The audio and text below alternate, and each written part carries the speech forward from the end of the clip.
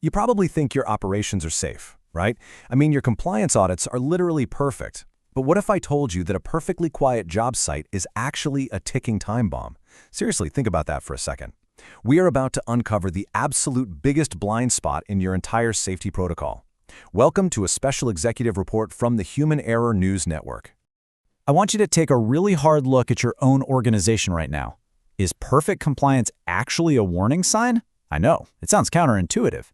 But those zero incident reports crossing your desk, they might not mean your systems are flawless. Actually, they might just mean your workers are absolutely terrified to speak up. And if that's true, you are carrying a massive hidden liability right under your nose. Check out this data because, honestly, it should keep you up at night. According to Veriforce and the National Safety Council, workers operating in a psychologically unsafe environment are 80% more likely to sustain an injury that actually requires medical attention. 80%. That is huge.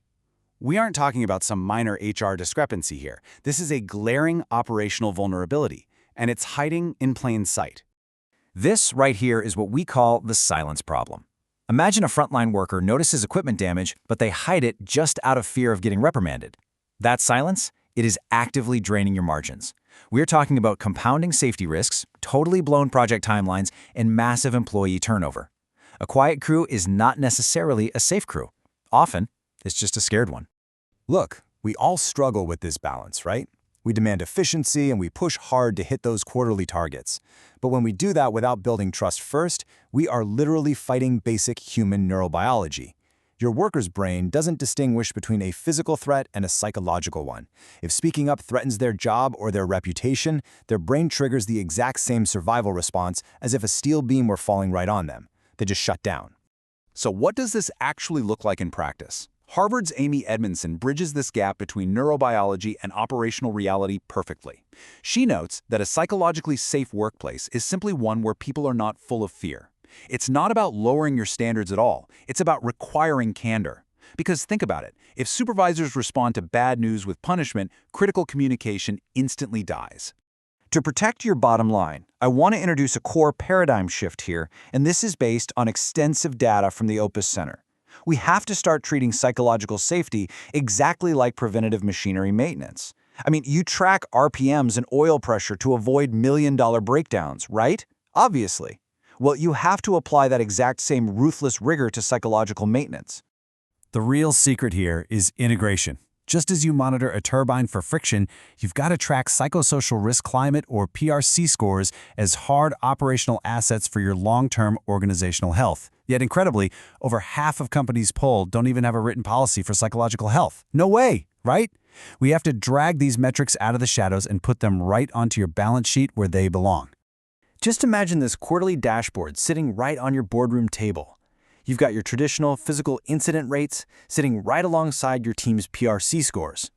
So, here's a quick mid-report action item for you. Pull up your last quarterly safety report and go hunting for these hidden silence gaps. Where are incidents suspiciously sitting at zero, but turnover is spiking? Let me tell you, that is exactly where your stealth risk lives. Okay, so how do we systemically fix the front line together? We know the theory, but execution is absolutely everything. And guess what? Your secret weapon isn't some high-priced external consultant. It's empowering your middle management. By giving frontline supervisors the right structural backing, we can flip this risk entirely and engineer a truly proactive safety culture. Here is your clear, 5-step implementation blueprint straight from the Opus Center. Step 1, establish your internal and external baselines. Step 2, audit that data for hidden risks. Step 3 is absolutely crucial. Train your leaders. Right now, 52% of respondents say they currently offer zero formal training. Zero. Step 4, respond early to lead indicators. Please don't wait for an injury to happen. And finally, Step 5, constantly review and refine the process. Let's get boots on the ground for a second. Psychological safety lives or dies by how our frontline supervisor interacts with their crew on a freezing Tuesday morning at 6 a.m. Intense production pressure inadvertently trains employees to ignore safety just to hit a quota. We have got to recalibrate that dynamic immediately, right at the supervisory level. To do that, supervisors need to adopt these exact leadership behaviors. First, model vulnerability. When a leader actually admits a mistake, It grants the entire crew permission to do the exact same thing. Practice active listening, and, this is key, deliver non-punitive feedback. Reframe your incident investigations as learning opportunities rather than witch hunts. This is exactly how you unlock communication and stop all that costly rework. Now, we turn back to you. Consider this your playbook for the board. You now understand the real neurobiological cost of fear. You see the massive gaps in corporate training, and you know exactly how to measure the data. You have the exact structural strategy required to walk into your next executive meeting and protect both your margins and your people. To help visualize the execution, here is a phased 12-month rollout. For months 1 through 3, you'll establish those baselines and get your PRC KPIs right onto executive dashboards. Months 4 to 6, deploy supervisor workshops focused heavily on active listening. Months 7 to 9, implement those non-punitive reporting loops. And by months 10 to 12, you are fully institutionalizing these new safety policies for board review. But here is the real question.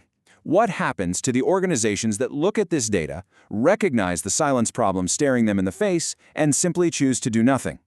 Think about the compounding cost of 100 hidden near misses detonating over the next 5 years inside your own operations. This has been a special executive report from the Human Error News Network.